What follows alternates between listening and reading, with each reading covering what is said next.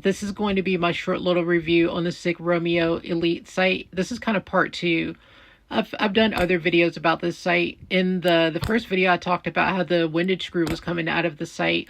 And I think I've mentioned that through a RMA process, I was able to get a second sight. Go back and watch that first video. Just dig through my channel to see it if you want to. But the issues that I'm having with this second sight is that literally the sight cuts off after only a couple of shots.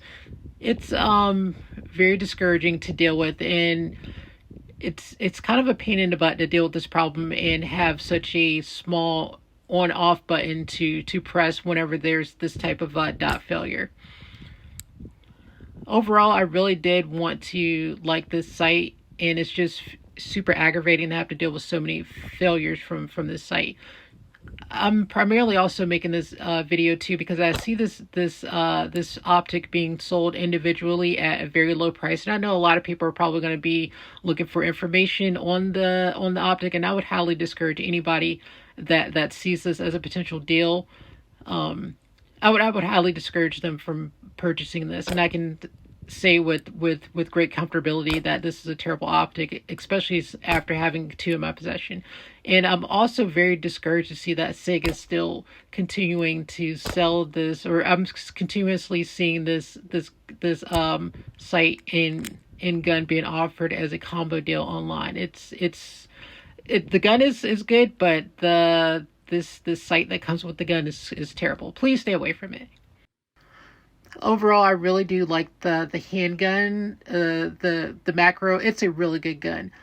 It's got great magazine capacity. I love how it's got the accessory rail up front. My only gripe with this handgun, and I'm going to admit, less than 500 rounds on this gun at this point, and that's because I'm just frustrated with the optic. But my only gripe with this gun is the fact that it auto forwards. And if you don't know what that is, that's simply just referring to the fact that as you're loading the gun, slamming the magazine home, that the slide goes forward without you hitting the slide release.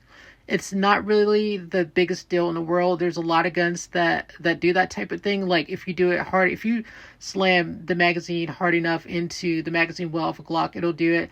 But Gen 1 Smith & Wesson M&Ps were notorious for that. It's not a big deal if you're more of a intermediate shooter, I would say, that knows that this can happen. But I would say for somebody that's inexperienced, this can be a problem of sorts potentially, because if they're doing that and then the slide doesn't go home with a round being chambered into the chamber, it could potentially be a problem. But that's just my 2 cents.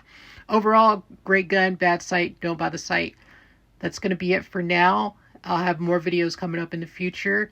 And with that being said, get out there and do something good for the people around you. Have a good day.